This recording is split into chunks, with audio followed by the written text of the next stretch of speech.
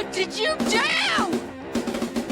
In Emergence, the 7th episode of Alien, Earth, Wendy and Joe's relationship is put to the test following Nibs' passing. In addition, a number of characters die in this episode after Tootle or Isaac are destroyed in Alien, Earth Episode 6. In typical Alien franchise fashion, Arthur briefly regains consciousness before a baby Xenomorph emerges from his chest. Wendy is able to command the captured Xenomorph to carry out her wishes, which include unleashing complete havoc on her enemies, once she learns to converse with it in Alien, Earth Episode 4. Brings Arthur's hollow body to Morrow, who is escorted by Weyland-Yutani soldiers, with Smee's assistance. After capturing the rogue Xenomorph that blasted from Arthur's chest, Kirsh ultimately defeats Morrow. Boy Cavalier, meantime, finds the eyeball alien, possibly the most brilliant of them all, to be fascinating. Since pi is a universal number that all evolved life forms would recognize and understand, the alien actually uses it to communicate with Boy Cavalier by repeating many of its digits. Boy Cavalier says he knows the ideal candidate for the job, and he gets the evil notion of taking the alien from a sheep and implanting it in a human. In the penultimate episode of Season 1 of Alien, Earth, a furious Wendy yells at Joe for killing Nibs. Since Wendy views the other hybrids as her brothers and sisters, she made it plain to Joe earlier in the episode that she would not leave Neverland without them. This demonstrates that although Wendy's body was a reproduction of Marcy's consciousness, Wendy is still very much her own person. In the Season 1 conclusion of Alien, Earth, Wendy is unlikely to betray Joe.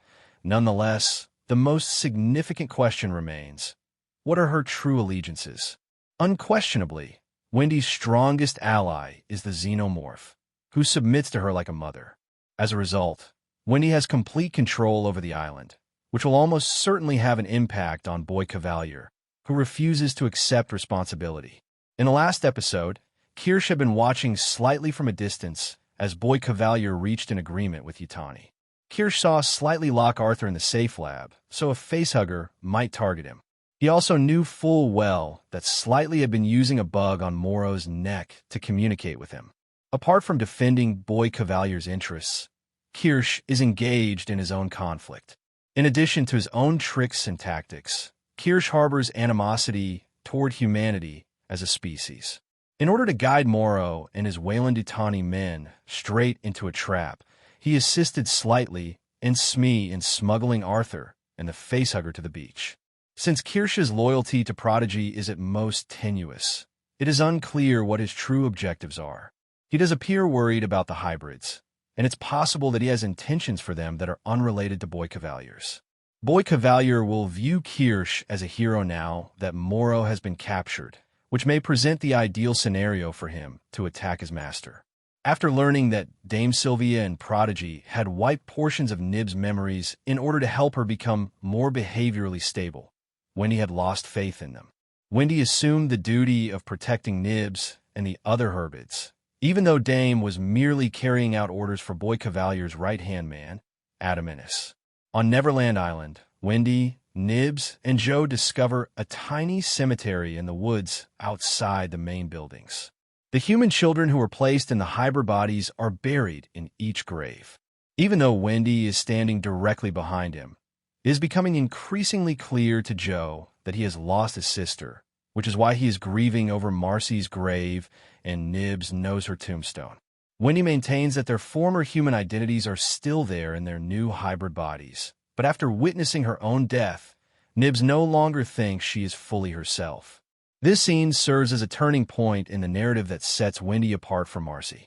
Despite their growing similarities, the two are not the same. Boy Cavalier's experiment with implanting the alien into a human or synthetic entity is probably going to be featured in the Season 1 finale of Alien, Earth. Early on in the series, Boy Cavalier confided in Dame Sylvia that his greatest desire is to speak with someone who is more intelligent than he is.